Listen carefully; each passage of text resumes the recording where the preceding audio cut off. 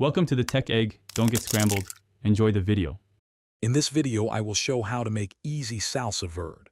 Start by gathering your fresh ingredients for a vibrant salsa verde. You'll need about 1.5 pounds of tomatillos, husked and rinsed thoroughly. For a pleasant heat, grab 1 or 2 serrano peppers depending on your preference. Don't forget 1/4 cup of fresh cilantro, 1 small onion, and 2 cloves of garlic. Finally, have 1/2 teaspoon of salt on hand to season your delicious creation. Now, let's bring out those amazing flavors. Preheat your oven to 400 degrees Fahrenheit. Arrange the husked tomatillos, serrano peppers, and quartered onion on a baking sheet.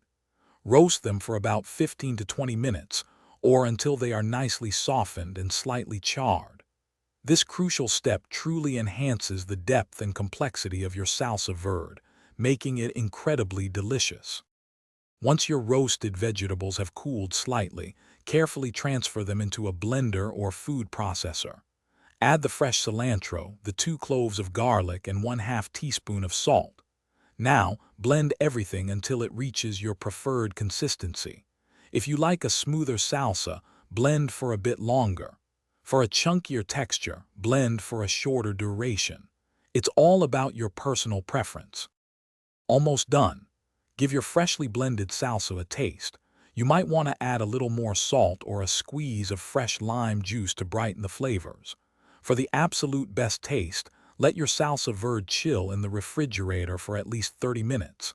This allows the flavors to meld beautifully. Serve your amazing homemade salsa with tortilla chips, tacos, or your favorite Mexican dishes. Enjoy! Thanks for watching. Consider subscribing if I helped unscramble your problems.